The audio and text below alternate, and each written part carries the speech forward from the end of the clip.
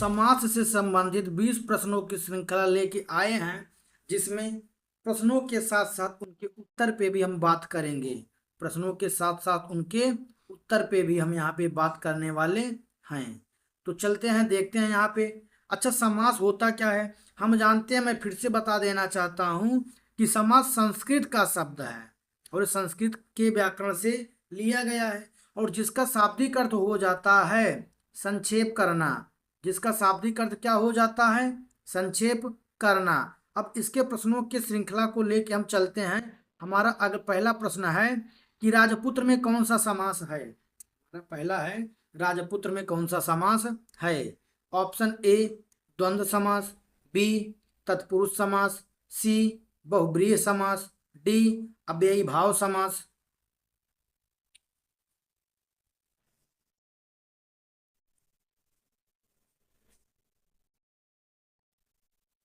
हमारा सही ऑप्शन हो जाएगा बी तत्पुरुष समास। बी तत्पुरुष समास क्यों हो जाएगा? क्यों? क्योंकि जिस समास में कारक चिन्हों का लोप होता हो वो हमारे तत्पुरुष समास हो जाते हैं। अगला प्रश्न हम लेके आते हैं। हमारा अगला प्रश्न हो जाएगा कि राम लक्ष्मण में कौन सा समास है। राम लक्ष्मण में कौन सा समास है? आपके ऑप्शन है ए द्विगु समास, बी बहुब्रीहि समास, सी द्वंद्व समास, डी तत्पुरुष समास।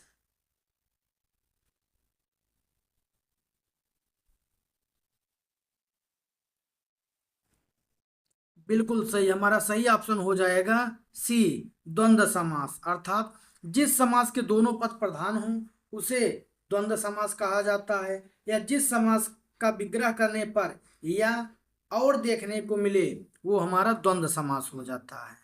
अगले प्रश्न के साथ आते हैं। हमारा अगला प्रश्न हो जाएगा त्रिलोकी में कौन सा समास है। आपके ऑप्शन है ए द्वंद्व समास, बी बहुब्रीहि समास, सी द्विगु समास, डी अव्ययी भाव समास।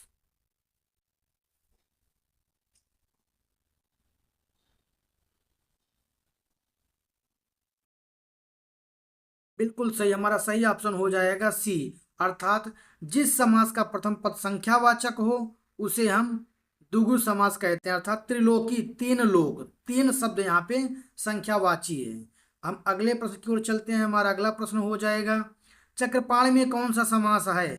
आपके ऑप्शन है ए तत्पुरुष समास, बी द्विगु समास, सी बहुब्रीहि समास, डी द्वंद्व समास।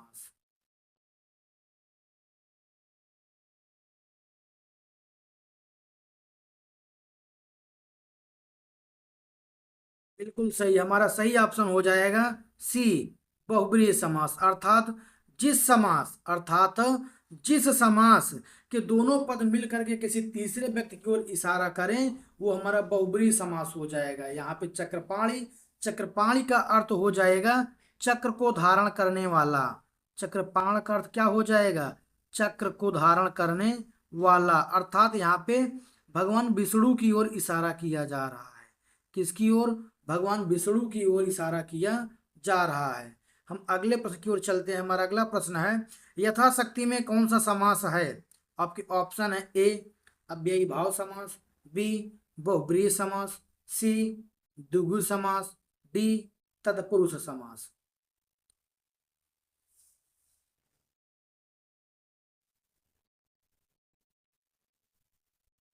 बिल्कुल सही, हमारा सही ऑप्शन हो जाएगा ए अव्ययी भाव समास। अर्थात जिस समास का प्रथम पद अव्ययी भाव समास हो जाएगा।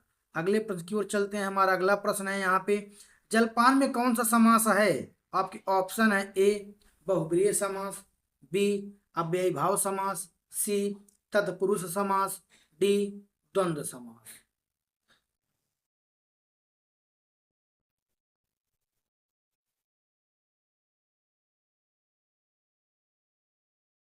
बिल्कुल सही, हमारा सही ऑप्शन हो जाएगा सी तत्पुरुष समास। हम अगले समास की अगले प्रश्न की ओर चलते हैं। नीलकंठ में कौन सा समास है। आपके ऑप्शन है ए बहुब्रीहि समास, बी द्विगु समास, सी तत्पुरुष समास, डी अव्ययी भाव समास।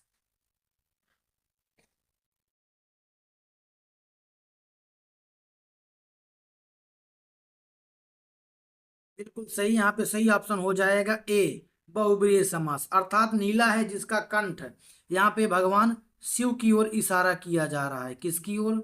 भगवान शिव की ओर, क्योंकि हमने पहले बताया हुआ है जिस समास के दोनों पद मिल करके किसी अन्य पद की ओर इशारा करें उसे बहुब्रीहि समास कहा जाता है। अगला प्रश्न हमारा हो जाएगा, गृह कार्य में कौन सा समास है? आपके ऑप्शन है ए, द्वंद्व समास, बी, तत्पुरुष समास, सी, बहुब्रीहि समास, डी, द्विगु समास।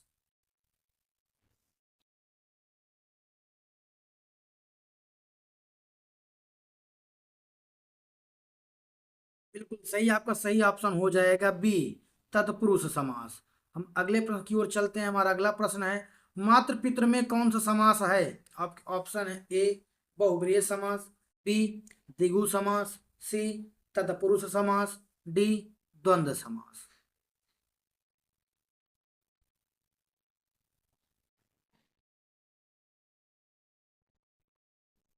बिल्कुल सही, हमारा सही ऑप्शन हो जाएगा डी, द्वंद्व समास। अर्थात जिस समास के दोनों पद प्रधान हो उसे द्वंद्व समास कहते हैं। अगला हमारा हो जाएगा, दस मुख में कौन सा समास है? आपके ऑप्शन है ए, द्वंद्व समास, बी, द्विगु समास, सी, बहुब्रीहि समास, डी, तत्पुरुष समास।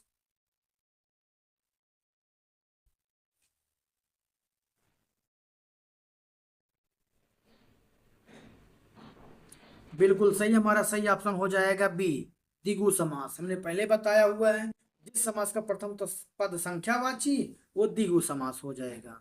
अगले समास की ओर चलते हैं। हमारा अगला प्रश्न है, धनहीन में कौन सा समास है? आपके ऑप्शन है ए, बहुब्रीहि समास, बी, तत्पुरुष समास, सी, द्वंद्व समास, डी, अव्ययी भाव समास।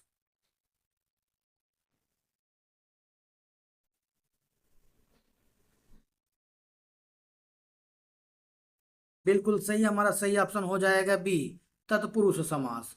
अगले प्रश्न की ओर चलते हैं। हमारा अगला प्रश्न हो जाएगा, एक पक्षी में कौन सा समास है? आपके ऑप्शन है ए, द्वंद्व समास, बी, द्विगु समास, सी, बहुब्रीहि समास, डी, तत्पुरुष समास।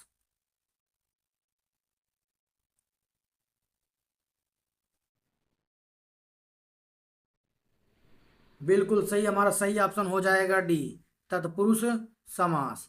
हम अगले प्रश्न की ओर चलते हैं। हमारा अगला प्रश्न है, उपर्युक्त में कौन सा समास है? आपके ऑप्शन है ए, बहुब्रीहि समास, बी, द्वंद्व समास, सी, अव्ययी भाव समास, डी, तत्पुरुष समास।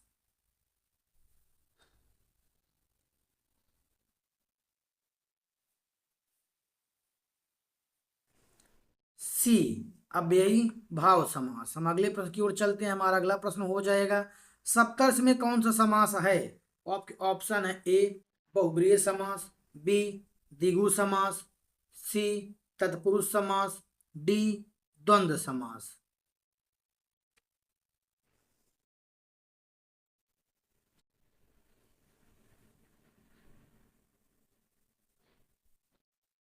बिल्कुल सही, हमारा सही ऑप्शन हो जाएगा बी, द्विगु समास। अर्थात जिस समास का प्रथम पद संख्यावाची वो हमारा द्विगु समास हो जाएगा।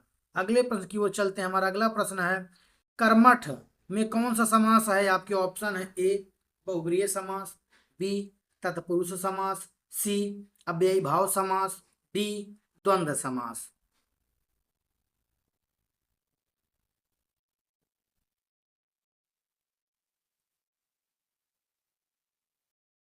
ए, बहुब्रीहि समास। अगले प्रश्न की ओर चलते हैं। हमारा अगला प्रश्न है, नर नारी में कौन सा समास है? आपके ऑप्शन है ए, तत्पुरुष समास, बी, द्वंद्व समास, सी, बहुब्रीहि समास, डी, द्विगु समास।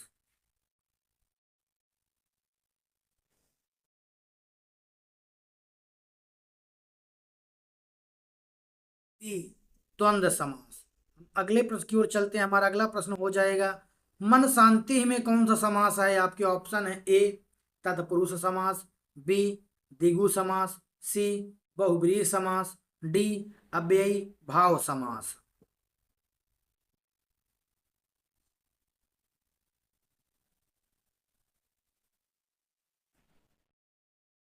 ए, तत्पुरुष समास। अगले प्रश्न की ओर चलते हैं। हमारा अगला प्रश्न है, सच्चरित्र में कौन सा समास है? आपके ऑप्शन है ए बहुब्रीहि समास, बी तत्पुरुष समास, सी द्विगु समास, डी अव्ययी भाव समास।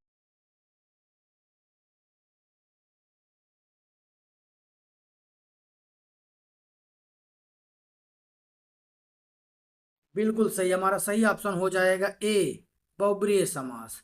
अगले प्रश्न की ओर चलते हैं। हमारा अगला प्रश्न हो जाएगा, अनुशासन में कौन सा समास है? आपके ऑप्शन है ए तत्पुरुष समास, बी अव्ययी भाव समास, सी बहुब्रीहि समास, डी द्वंद्व समास।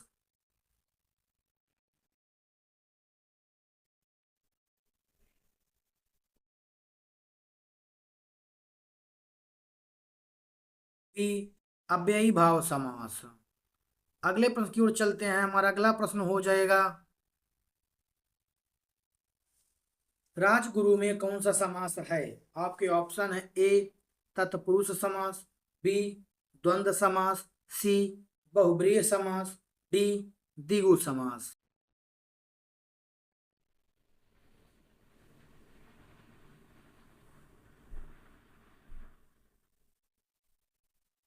बिल्कुल सही, हमारा सही ऑप्शन हो जाएगा ए तत्पुरुष समास।